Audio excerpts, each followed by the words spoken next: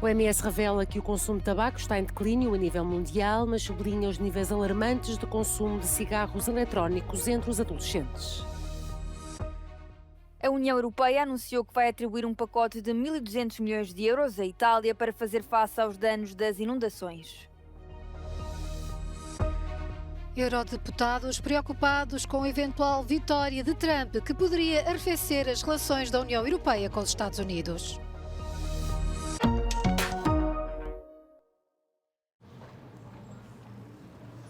O consumo de tabaco está em declínio a nível mundial. Segundo o último relatório da Organização Mundial da Saúde, no total existem 1,25 mil milhões de consumidores adultos. E é uma boa notícia, segundo a organização. That also means that we have 19 million less smokers than we had 2 years ago. That is the first time that we see such a decline. A OMS diz que o continente europeu é, de um modo geral, mais lento a abandonar o tabaco.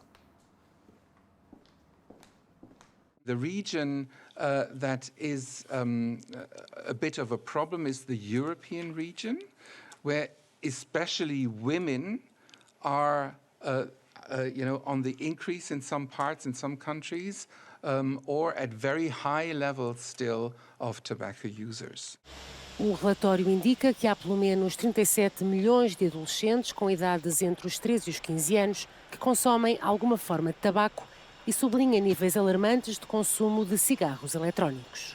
So we have teachers calling us, especially in the UK, where you saw a 150% increase in the last 3 years of uptake of e-cigarettes by children.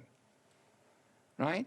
So they call us to say children cannot stay a whole 45-minute lesson anymore because they need to step out to get, e-cigarettes. Tendo em conta que a maior parte dos cigarros eletrónicos e vaporizadores são comprados através da internet, a OMS recomenda que estes dispositivos deixem de estar ao alcance dos mais novos.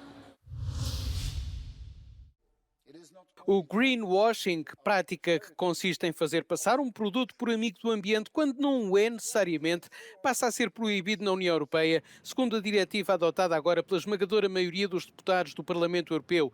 A diretiva proíbe que um produto seja promovido como amigo do ambiente, ecológico, natural, biodegradável ou neutro em termos climáticos, se essas características não puderem ser provadas. O uso de etiquetas de sustentabilidade passa também a ser regulado.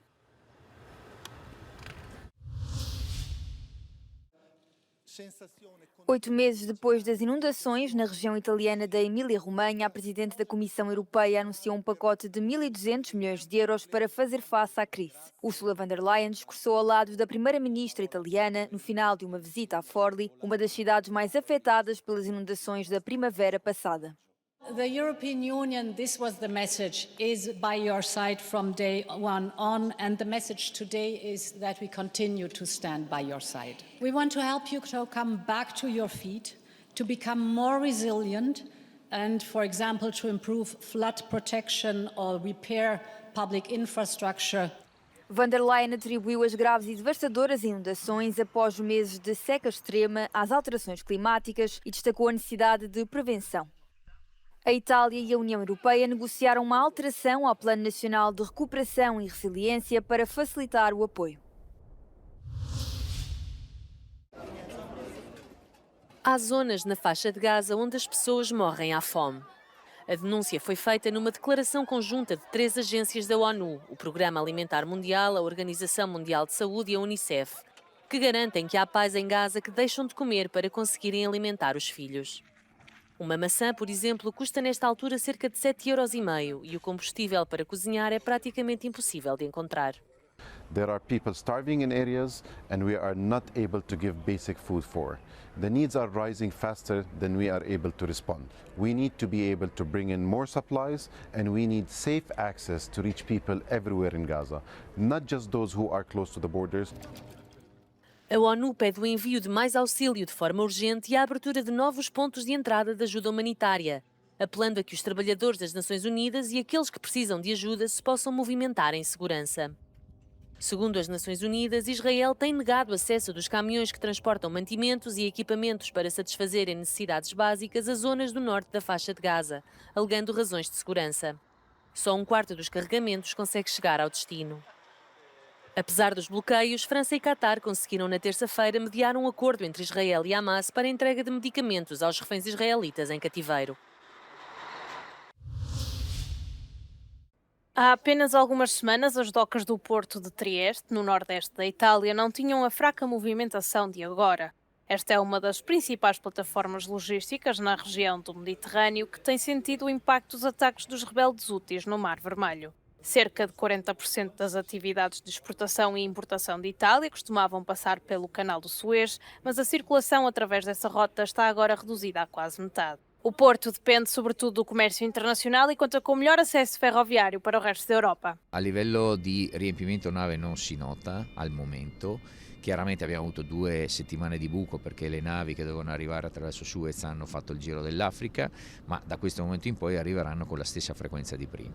Adesso sta al mercato, sta al cliente capire se preferisce, che un cliente ungherese, non so, che oggi riceve, noi abbiamo 8 treni al giorno con Budapest. Ecco, domani mattina l'impresa di Budapest decide di passare ancora da Trieste o da Hamburgo. As autoridades estão preocupadas com os cenários a longo prazo e temem que o porto de Trieste possa ficar parcialmente isolado do comércio mundial. Questo è un porto che negli ultimi anni ha conquistato mercato nei confronti dei porti del nord Europa, chiaramente perché siamo di fronte al canale di Suez, quindi un po' alla volta il mercato e gli operatori hanno capito che passare di qui è la strada più breve per arrivare dall'Asia verso l'Europa e viceversa.